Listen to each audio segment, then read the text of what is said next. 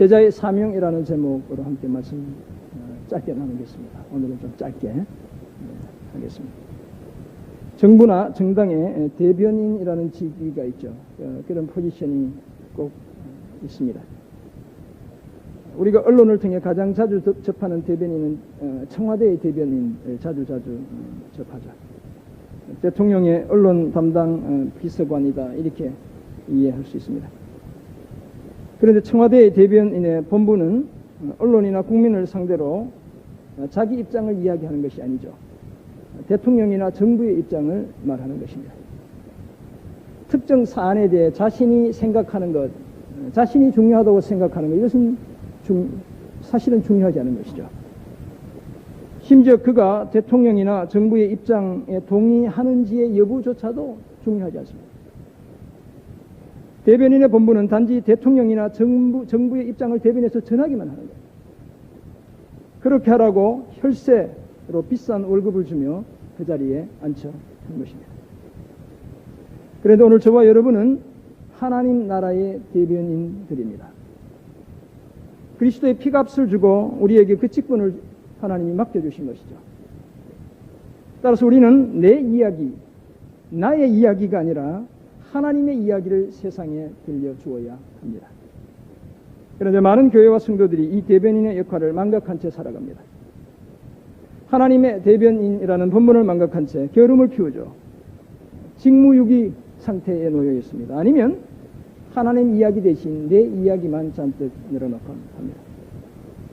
그런 우리가 하나님의 대변인의 역할을 제대로 감당할 기회를 마련했습니다. 그것이 바로 금년에 우리가 실시하는 세대통합 국내전도 해외 선교인 것입니다. 더구나 이것은 오늘 보면 사도행전 1장 6절에서 8절에 따르면 주님의 제자로 살아가는 우리에게 맡겨주신 영원한 사명이에요. 제자의 영원한 사명이죠. 주님 다시 오시는 그날까지 이 땅의 교회가 한순간도 잊지 않고 감당해야 할 엄중한 사명인 것입니다.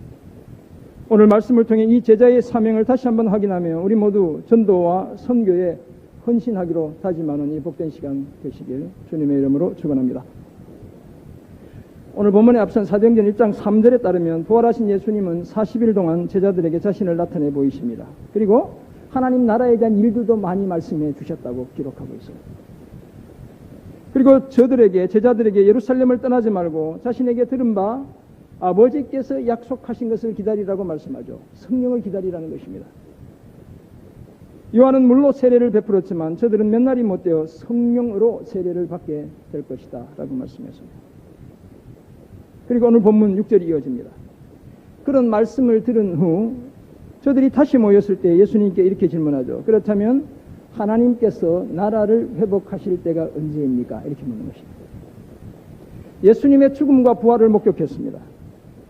하나님의 나라에 관한 일을 주님으로부터 직접 들었죠. 이제 제자들의 입장에서는 그렇다면 주의 나라가 회복될 그때가 언제인지가 너무너무 궁금했습니다. 이스라엘의 역사를 보면 마카비 혁명이라는 게 일어나요. BC 2세기에서 1세기 그 중반까지 약간의 독립적인 지위를 회복하긴 하지만 사실 600년 이상 식민 통치가 이어져온 나라가 바로 예수님 당시의 유대인들이었죠. 그리고 그것이 1948년까지 이어지니까 2000년 이상 이어지게 되는 것이죠. 그렇게 길게 이어져온 식민 통치가 끝나고 다윗의 후손이 다스릴 그 나라가 지금부터 과연 시작되는지가 너무너무 궁금한 거예요. 왜냐하면 주님이 그 나라의 메시아이라는 사실을 이들이 알고 있는 것이죠. 죽음까지 이기신 다윗의 자손, 그들이 그토록 기다리던 그분, 그 메시아가 자기들 눈앞에 계셨기 때문에 그 궁금증은 너무나 당연한 것이에요. 이제 주님의 나라가 온전히 이루어지는구나 이런 생각을 하는 것이죠. 더구나 유대인들이 종말의 상징으로 여겼던 사도행전 2장의 성령의 임재는 종말의 상징이에요. 요엘서 2장이 말하고 있는 말세에 하나님이 부어주시는 성령에 대한 이야기를 하는 것이거든요. 주님이 그 얘기까지 하시니까 이제 정말 끝이 왔구나, 주님의 나라가 이루어지겠구나 라는 궁금증을 갖게 된 것이죠. 그런데 예수님의 대답은 일종의 우문현답과도 같은 것이었습니다. 그런 영적인 궁금증보다 더 중요한 일이 있다고 주님이 말씀해 주신 거죠. 그래서 제자들에게 7절을 보면 때와 시기는 아버지께서 자기의 권한에 두셨기에 너희가 알 바 아니다 이렇게 이야기합니다. 하나님 나라가 언제 임합니까? 주님이 맨날 며칠에 임할 거야 이렇게 하시면 좋을 텐데, 때와 시기는 아버지께서 정하신 것이고 아버지의 권한이니까 니네들이 알 바 없다 이렇게 얘기하십니다. 그런 호기심이나 궁금증에 파묻혀 살지 말라는 것이에요. 물론 그렇다고 해서 하나님의 나라가 완성되는 종말이 없다는 말씀이 아니죠. 예수님은 오늘 본문 이후의 내용을 통해 천사들을 통해 말씀하시죠. 자신이 하늘로 가심을 본 그대로 다시 오실 것이라고 약속하고 있어요. 하나님의 나라가 완성되는 그날이 반드시 있다는 이야기를 하고 계신 것이죠. 세상의 끝이 있다는 말씀입니다. 그렇다면 주님이 이렇게 얘기하신 것은 그 나라가 온전히 임하기까지 제자들이 반드시 감당해야 할 사명이 있다는 거예요. 8절에서 말하는 오직이라는 말은 그러나라고 번역하는 것이 더 적절합니다. 때와 시기는 차치하고 해야 될 다른 일들이 있다는 거예요. 궁금한 것 다 알겠는데 그러나 니네들이 해야 될 다른 일들이 있다는 거예요. 그것이 바로 성령의 임재하심을 경험하고 권능을 받고 예루살렘과 온 유대와 사마리아와 땅끝까지 이르러 주님의 증인이 되는 것입니다. 복음을 전하는 증인의 사명을 온전히 감당하는 것, 그것이 바로 제자들이 감당해야 할 마땅한 사명이라고 주님이 말씀해 주셨죠. 그래서 우리는 오늘까지 함께 세대 통합, 온 세대, 전 세대 국내 전도와 해외 선교를 준비해 왔습니다. 그리고 우리의 헌신을 다짐하며 우리 지체들을 하나님의 이름으로 전도와 선교의 현장으로 파송하고 있습니다. 사랑하는 성도 여러분, 어쩌면 오늘 우리에게도 더 알고 싶고 제대로 알고 싶은 다른 많은 것들이 있을 수 있습니다. 우리에게도 무척이나 많은 궁금증과 호기심이 있을 수 있죠. 이것도 궁금하고 저것도 궁금할 수 있습니다. 뿐만 아니라 해야 할 다른 많은 일들까지 우리는 가지고 있습니다. 여전히 해결해야 할 문제들이 산적해 있습니다. 그런 우리를 향해 예수님이 말씀하시죠.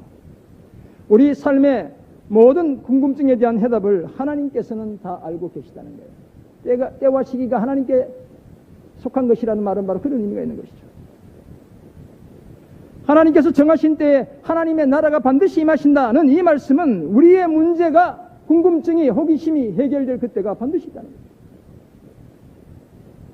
그리고 저와 여러분에게 당부합니다. 무엇보다도 성령의 임재를 통해 권능을 받으라는 거예요. 전도하는 것, 선교하는 것, 우리 힘으로 하는 것이 아니라는 것이죠. 하나님의 주시는 그 능력을 가지고 한다는 사실을 말씀하고 있습니다.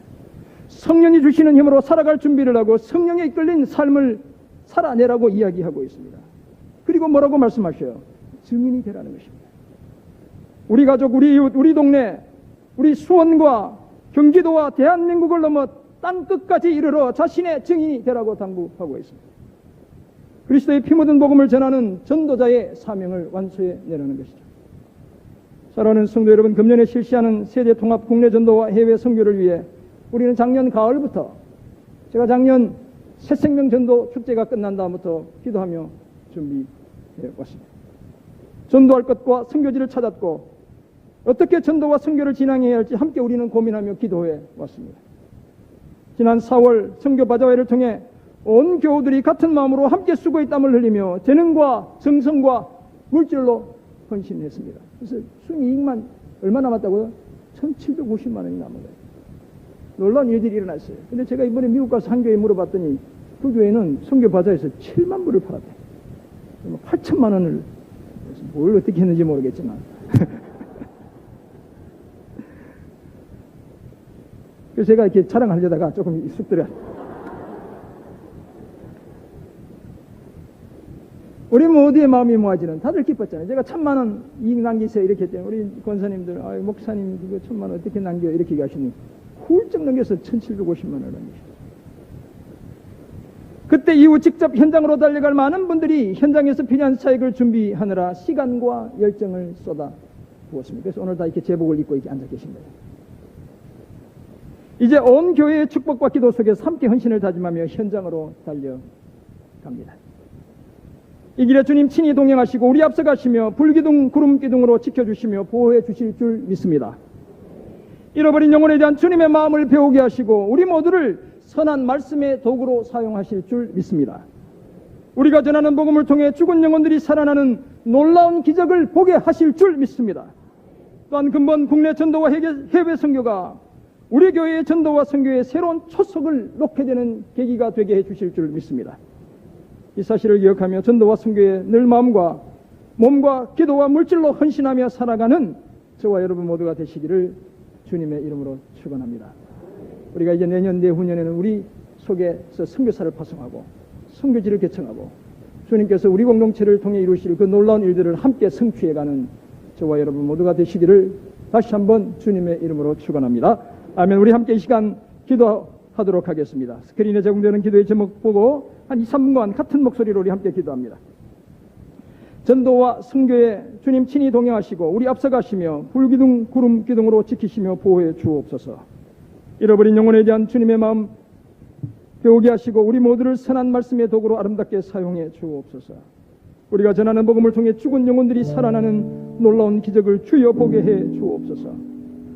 근본 전도와 선교가 우리 교회의 전도와 선교의 새로운 초석을 놓게 되는 계기가 되게 해 주옵소서. 전도와 선교에 늘 마음과 몸과 기도와 물질로 헌신하며 살아가는 우리 모두 되게 하옵소서.